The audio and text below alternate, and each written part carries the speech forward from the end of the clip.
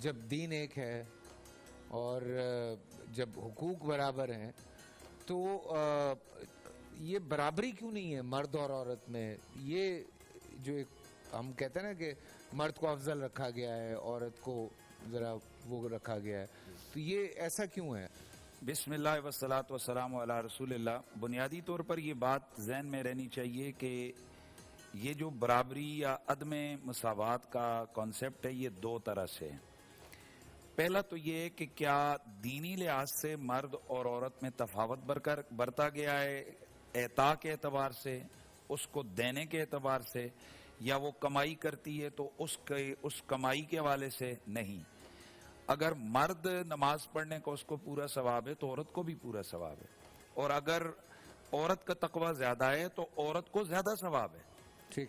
اگر مرد کو روزے کا ثواب ہے تو ایسا کہیں بھی ہماری شریعت میں نہیں ہے کہ عورت کو اس کا آدھا ثواب ہے یا عورت کو تھوڑا ثواب ہے، یا کسی بھی اعتبار سے اللہ اور اس کے رسول نے کسی مقام پر عورتوں کو اس حوالے سے کمزور بتایا ہو کہ جناب عورتیں اگر عمل کریں گی تو ان کو تھوڑا ملے گا، اور اگر عورتیں زیادہ عمل کریں گی تو ان کو اگر عورتیں عمل کریں گی ان کو تھوڑا ملے گا، اور اگر مرد عمل کریں گے تو ان کو زیادہ ملے گا۔ اس اعتبار سے خواتین اور مردوں میں کوئی فرق نہیں ہے۔ اب رہ گیا تخلیقی اعتبار سے، تو اب بنایا ہمیں کس نے؟ اللہ وحدہ لا شریک نے۔ اب ایک میتھڈ ہے جس کو یوز کر کے آپ یہ ٹیبل بناتے ہیں، اور آپ بتاتے ہیں کہ اس ٹیبل پر اتنے ٹن ویٹ اگر آپ ڈالیں گے تو یہ برداشت کرے گا، اگر اتنا ڈالیں گے تو یہ ٹوٹ جائے گا۔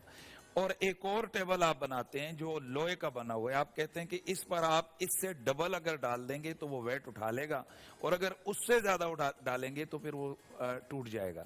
اب بتائیے، جب مجھے اور آپ کو بنایا اللہ نے، عورت کو بھی بنایا اللہ تعالیٰ نے، تو وہ بنا کر اللہ تعالیٰ خود قرآن مجید میں فرماتے الرجال قوامون علی النساء، مرد عورتوں پر بھاری ہیں، قوی ہیں مرد عورتوں پر۔ اس حوالے سے بہت ساری ایسی چیزیں ہیں کہ چونکہ تخلیق کے اعتبار سے یہ اللہ تعالیٰ ہے، جیسے اللہ کسی کو اندھا پیدا کر دیتا ہے تو ہم اس پر احتجاج نہیں کر سکتے، اللہ لنجا پیدا کر دیتا ہے تو ہم احتجاج نہیں کر سکتے۔ ایک جسے کہتے ہیں جینیس پیدا کرتا ہے اور دوسرے کو رٹا مار کے ABC سارا دن یاد نہیں ہوتی، تو اب یہ سارا کام اللہ کے ذمے ہے، یہ اللہ تعالیٰ کی تخلیق ہے۔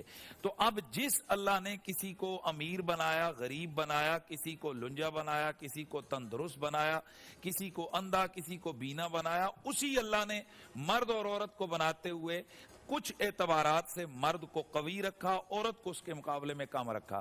نبی پاک نے فرمایا کہ عورتوں کی عقل کے اعتبار سے کہ اللہ تعالیٰ نے ان کی عقل میں کمی رکھی، اس لیے ان کی دو کے مقابلے میں، ایک کے مقابلے میں دو کی گواہیاں رکھی گئیں۔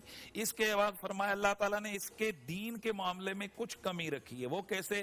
کہ مرد کا کوئی ٹائم نہیں ہے کہ جس پر اس پر نماز پڑھنے میں بین ہو، لیکن عورت کے حوالے سے اللہ تعالیٰ نے اس کے کچھ ایام ایسے مخصوص رکھے ہیں کہ جن میں وہ نماز نہیں پڑھ سکتی ہے۔ علاوہ ازیں جب اللہ تعالیٰ نے خود اس کو اس طرح سے بنا دیا ہے تو اب ہمیں as a Muslim, as a انسان، ہمیں اللہ تعالیٰ کی کریشن، اللہ تعالیٰ کی تخلیق پر ہمیں اعتماد کرنا ہوگا، اور ہم سمجھیں گے کہ جو کچھ اللہ نے بنایا وہی بہتر ہے۔